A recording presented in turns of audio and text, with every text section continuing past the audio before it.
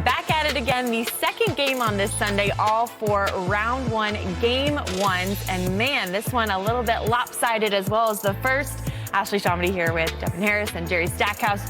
Jerry, I'm going to start with you. Man, the Clippers led by 26 at the half. So definitely not what we were thinking we would see, especially with no Kawhi Leonard for LA. So what did you see from Dallas specifically in that first half of the game? Well, I just think they got off to a little bit of a slow start. I think they have some younger guys that's in the mix now. Gafford and Washington, they're counting on these guys who hadn't had a lot of playoff experience. This was a new experience. I think they'll settle in as the series goes on. But you only just got to get one game. That's the key. When you go into a place like that, and the team has home court advantage, you just want to try to get one game. It doesn't really matter anything else. Try to get away from there one win. But like I said, I think these guys will settle into the game and they'll play better next time out. But James Harden was James Harden tonight.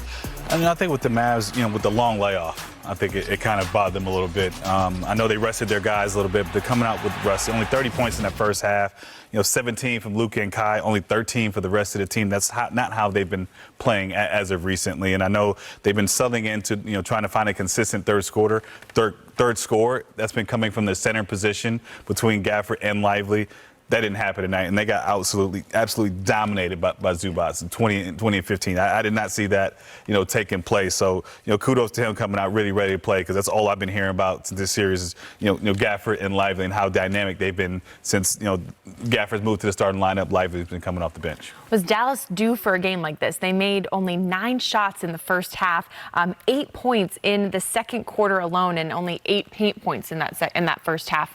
I know they obviously were able to get things going, especially Kyrie and Luka in the second half, but with how well they were playing, like you mentioned, Devin, to end the season, were they kind of due for a game like this, and now a little bit of a reset heading into game 2? Yeah, it's been a while since they kind of stunk it up in a way that they did, especially in this first half. I take it back all the way back to like Indiana, when they really had to come to Jesus moment where team unity and team meetings. But the one thing this team will not do is panic.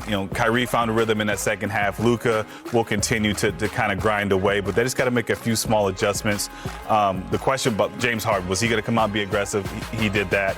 Just a lost opportunity with Kawhi being out that just allows the Clippers to buy time to let him get a little bit more healthy. And this is an opportunity lost for the Mavs.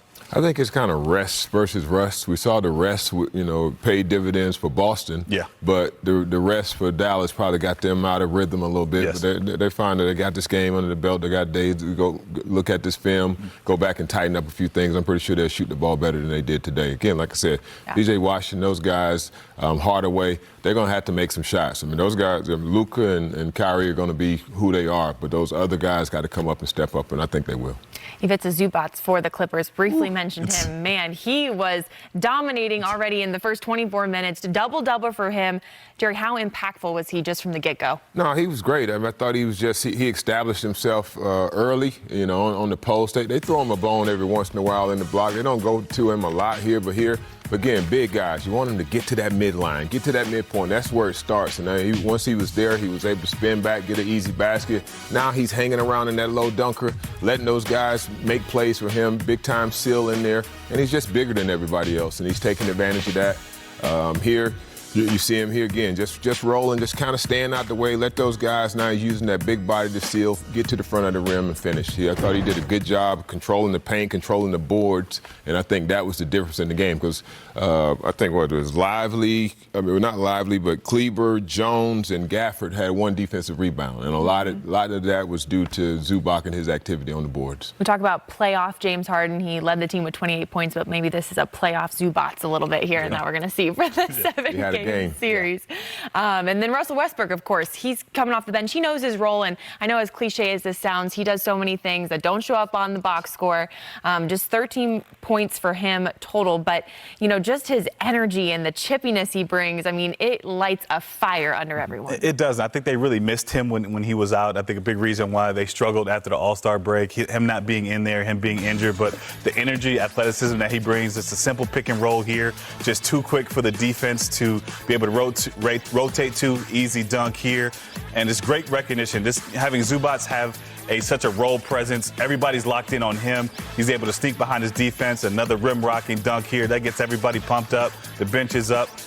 And then obviously this is main Russ here, coast to coast here, gets the rebound, just pushes it, nobody sets up, gets around Kyrie, no shot blocking out there, able to get another layup, just an impact. And you wonder who's going to step up with no Kawhi. You know, Russell Westbrook, you know, guys off the bench as well, really did a good job in settling and getting this team over the top. 5 Clippers in double figures, including Russell Westbrook, and then James Harden, of course, leading the way with those 28 points. Were you guys expecting him to step up in the way that he did in this first game, for just game 1, with no Kawhi Leonard? Yeah, we forgot about James Harden. I don't know how we did that again. We talked about everybody else. We talked about Norman Powell stepping up. We're talking about Man stepping up in the absence of Kawhi. But again, we're talking about a MVP type caliber. It's James Harden, and he reminded us who he was today. And again, I think that just bodes well for the Clippers as they move forward. Again, he's a load. He has the ability to get it going from 3, and obviously we know how he can play make and get his teammates involved. But again, for Dallas, they have to on that play with Westbrook there. You know, they're in drop coverage. I mean, there's no need for Kyrie Hardaway to leave that corner guy to allow Russell to get that backdoor play again. So they just got to get tied in a little bit more on the defensive end. I think they'll look at some things and see where they can make those adjustments, and I think they will. But again, James was James tonight. I mean, he is a system, right? And his ability to run and control the offense, they wanted to play at a faster pace and lost a little bit of confidence towards the end of that second part of the season, and they wanted to get him going early. And I think setting the tone with game 1, obviously with no Kawhi, he's locked in. So when Kawhi gets there, he can sort of take a step back and play more of a playmaking role. But if he's aggressive the way he is in game 1, it just makes this offense just so much more dynamic. I like what you said, Devin. We thought that Dallas would take advantage with no Kawhi. This is kind of the time that they needed to, but unfortunately it wasn't the case. Besides the poor shooting, were there other things you guys were seeing that they needed to maybe clean up, or it was such a bad night of shooting that it kind of didn't help? I don't think, they'll make, a few adjustments here and there, but I don't think they will shoot as poorly in game 2. And I think that speaks to more to the rest that they, coming off a little bit rusty coming out. Luka and Kai are going to give you, 30, 35 plus, but it's the other guys that have to adapt to this, playoff type atmosphere. And we talked about Gafford, Washington, they need Derrick Jones, to be a little bit more aggressive, but the bench play is where they're going to have to make a little bit of hay. They got to find someone to be able to step up and make some shots and make an impact. And it's got to be, more than just Luka and Kai. They got to find different ways to impact the game. Kyrie and Luka had just 17 points in the first half. They finished with 64 combined points. So just the second half comeback, if you will. Is that something that maybe they can ride that momentum heading into game 2, Jerry? Yeah, I mean, those guys, again, they're going to get it going. I think Kyrie was, 8 for 8 in that third quarter. He's a guy that looks like he could, defer and allow Luka to do what he needs to do. And same thing with Luka. He could defer and allow Kyrie to do his thing. I think they do a great job of playing off of each other. But, again, they're going to command a lot of attention, and it's going to require other guys to step up and make open shots, which they were able to create. You saw Luka got a little frustrated with Kleber. He had a drop-off there under the basket that he wasn't able to catch and finish. So I think, they just got to continue to be themselves, but at the same time, their supporting cast has to step up big time for them to try to have any chance of winning this series. PJ Washington, this is his first time in the playoffs. So what would you guys like to see from him? He had 11 points in about 37 minutes or so. I mean, is this just maybe settling in, knowing that the playoffs, it's a different field than the regular season? It is, and it only takes one.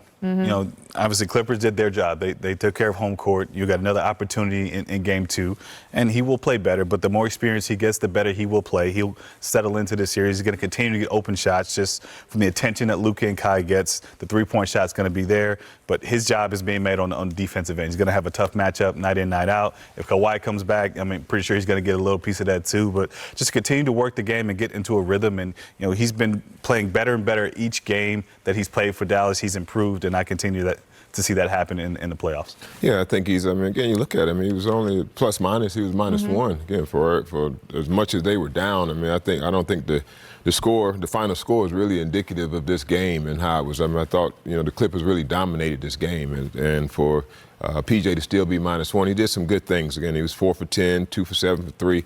Again, rebounded the ball pretty well. Just got to continue. Like I said, it's his first time out. New atmosphere on the road in the playoffs. Again, I think he'll settle in. He's been in Charlotte a long time, so now getting some playoff action. I know he had to have a little bit of nerves coming into this game. And like I said, those butterflies settle down. You play better the next time out. Daniel Gafford, a little bit of a scare there in that second quarter. He went down with an ankle injury, went back to the locker room, obviously able to come out, but just 3 points for him. Same thing, just playing on such a high caliber team as the Mavs and playing with guys like Luka and Kyrie and finding ways to play with them in the playoffs. Is that something that may be a little bit of adjustment for him as well? Well, that and, not normally playing with, size on the other end. And, Zubac came out and showed that he had playoff experience and it started from the jump. Just they gave him a ball down there. He backed him down, got him in foul trouble early on, kind of knocked him back on his heels. So he's got to figure out a way to, recommand that paint and show why he's so important to his team, because they became a different team when he came to that starting lineup. And